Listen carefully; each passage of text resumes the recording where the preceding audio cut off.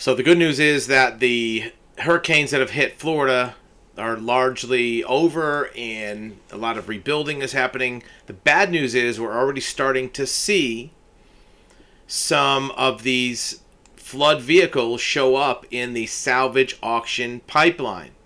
Now, this may or may not be a good thing for certain clients, but a lot of these vehicles are being sold with non-repairable or junk titles, sometimes called certificate of destruction. And if you don't know what you're looking for, you can get jammed up with one of these cars real fast.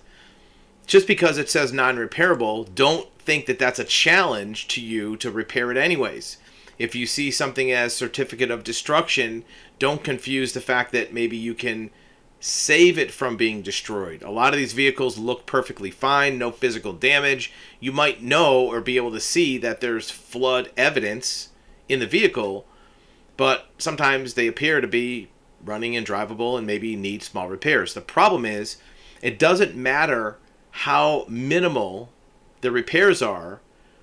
If the vehicle's been reported as a non-repairable, certificate of destruction, parts only, or junk, that VIN number is now canceled, meaning that it's put into a federal database called the National Motor Vehicle Title Information System, and it can never be put back on the road. Doesn't matter how good you fix it, how good you get it inspected, the VIN number is ineligible for any state to issue a title.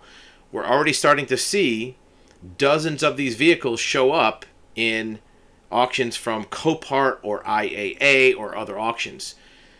Sometimes the buyers know that they're sold with that brand. Sometimes they don't know. And if you don't know, you could get a vehicle that you pay good money for that you can never put on the road. So make sure before you buy it, you verify that it's not a certificate of destruction.